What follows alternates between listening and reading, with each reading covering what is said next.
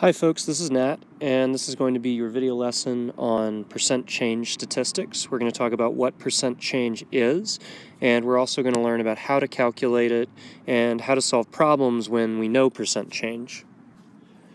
So as always when looking at new material, it's nice to kind of think about what the thing is. So we're going to focus first off on what is a percent change. And the first thing we're going to say is that a percent change is a statistic that represents how much things have changed as a percentage.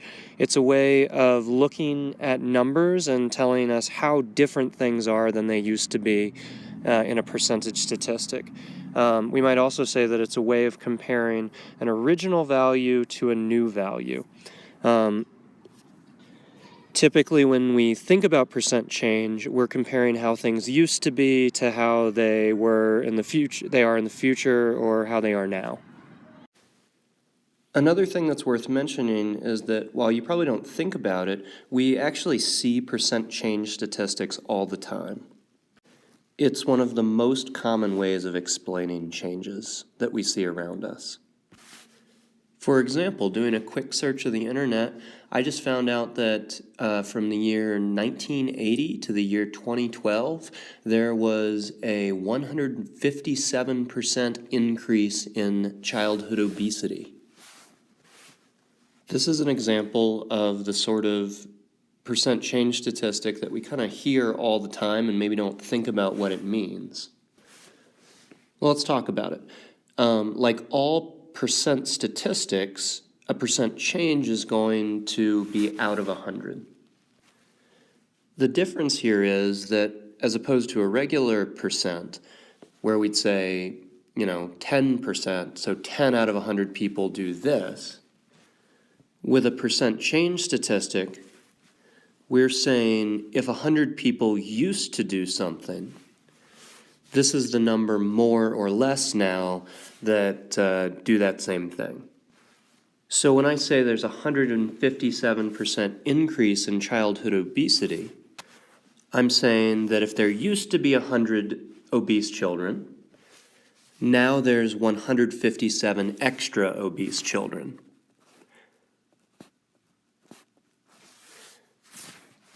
So another way to think about that would be, again, if there used to be 100 obese children, now there are 257 obese children. So our percent change statistic is telling us how much things have changed.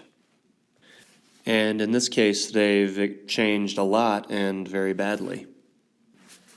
Here's an example of a happier percent change statistic that I found on a website talking about Denver's home values. And it's right here. It says that in the next year, they're expecting Denver home prices to go up 4.8%. So an increase, 4.8% increase.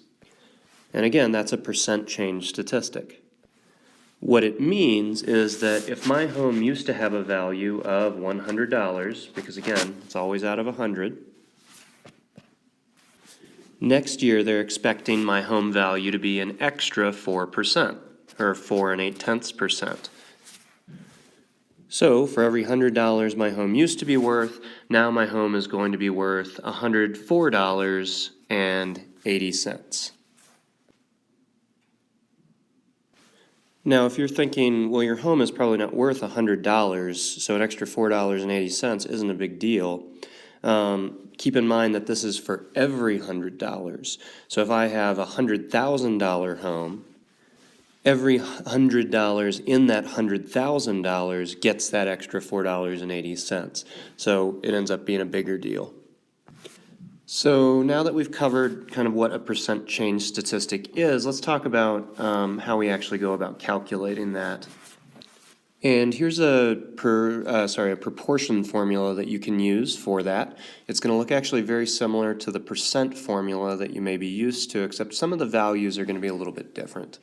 To calculate a percent change, you need to know what something used to be and then what it is now. So as an easy example of how you'd use this formula, let's imagine that I used to have 8 cookies, but something happened and now I only have 5. Because I have a number that's changed over time, I can calculate a percent change statistic. So when I look at this formula, the original value is going to be exactly that, the original thing that I had. So in this case, when we look at the scenario I've described, the original value is 8 cookies. I used to have 8 cookies. Originally, I had 8 cookies. The actual change is going to be the difference between the original value and where I am now, or what happened. So in this case, the change is between 8 cookies and 5 cookies, and the difference between those, or the change in those, is 3 cookies. Something happened to my 3 cookies. So the way I'd set up a proportion to figure out the percent change in the number of cookies I've had is my actual change of 3 cookies over the original number of cookies, 8, is equal to x over 100. In this case, I don't know the percent change. I want to figure it out. And I can cross multiply and solve that proportion.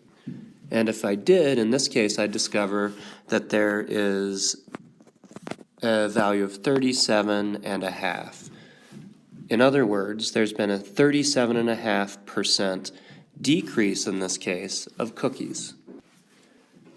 Or another way to think about it is if I had had 100 cookies originally, now I have 37.5 fewer cookies. Here's another example of that. Tomas used to have 8 friends, but now that he got a bouncy castle in his backyard, he has 13. What is the percent change? So the first thing we need to do is figure out what information we know. And I see the phrase, he used to have 8 friends, and that tells me that that's the original number. And that's an important value in a percent change formula. So if he used to have 8, that's going to be the bottom of a fraction. The other thing I need to know is how much things have changed. The trick that kids get into is they want to just grab any number they see. And you might look at this 13 and be like, oh, now he's got 13. I'll put 13 on top. But that's not how a percent change statistic works. We don't care what he has now, we care how much it's changed.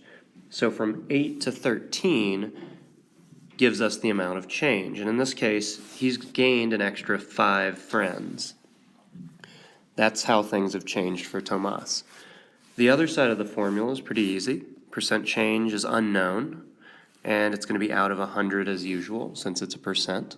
And I'm ready to go. I can cross multiply and solve. And I'll find that the value of x is 62.5. So in this case, Tomas now has 62.5% more friends.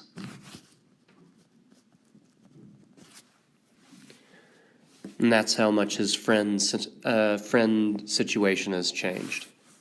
One thing that's worth noting is that we always put an indication of whether the percent is increasing or decreasing. So you could say 62.5% more friends, or you could say it's a 62.5% increase in his friends. Alternatively, if things are going down, you want to say that they're decreasing or dropping or something. We always have to tell with a percent change how much whether things are going up or whether they're going down.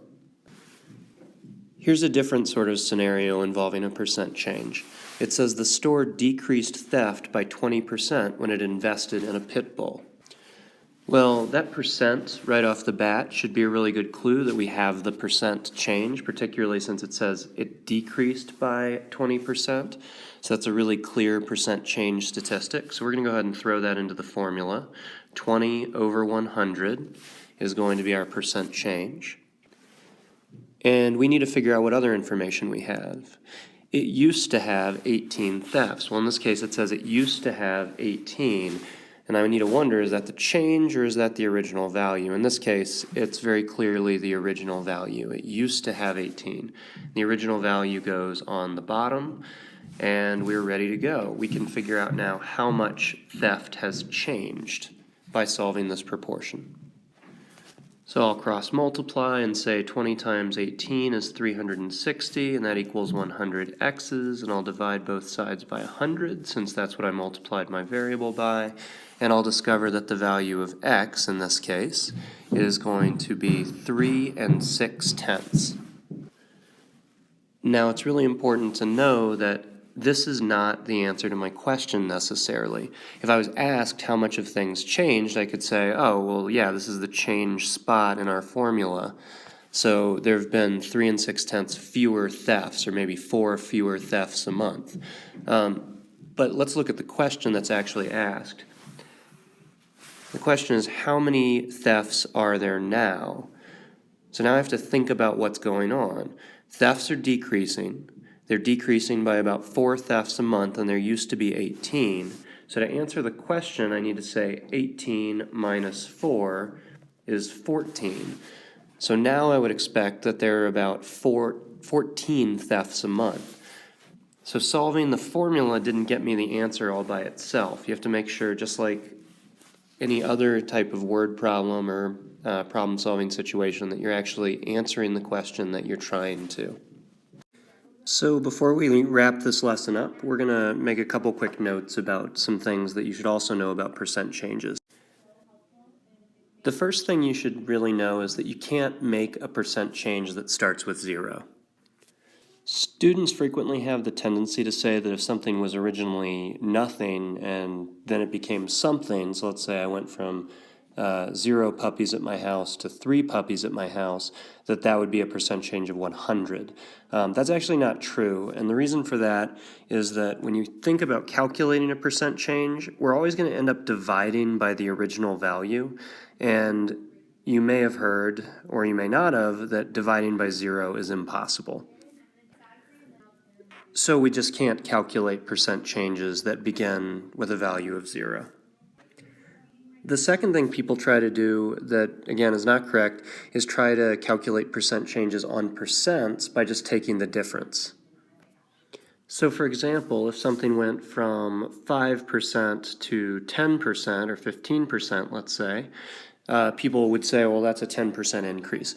It may seem intuitive and like a good idea, but that's actually not true. That's just the difference in the percentages. If I wanted to calculate a percent change here, I actually have to do my formula, the difference of 5 and 15, which is 10, divided by the original, or in my formula, over the original value. I'd end up in this case actually with a 200% increase. Definitely not the same as taking the difference. Finally, one thing that freaks kids out a little bit is the idea that you can have percentages or percent changes greater than 100%. This is true specifically with percent increases. You actually don't see it with percent decreases. But when you are talking about something that's increasing by a lot, it's possible that it goes over 100%. A percent increase of 100% literally means that something is doubled. So if I started out, again, using my puppy example with 8 puppies and now I have 16, that'd be a 100% increase. They doubled. Similarly, if you had a 200% increase, that's the same thing as tripling. So as we have things increasing by more than double or beyond that, we expect to see our percent increases going above 100. So that's an okay thing to see happening. So those 3 things are all really good kind of general rules to know about percent change. And here are your practice problems. The first one, I just want you to be thinking about what we talked about a second ago. And then numbers 2 and 3, plug those into your percent change formula. Be very careful that you are answering the question that's actually being asked. Particularly number 3, you're going to notice that what comes out of your formula is not necessarily what you're trying to figure out. All right, good luck.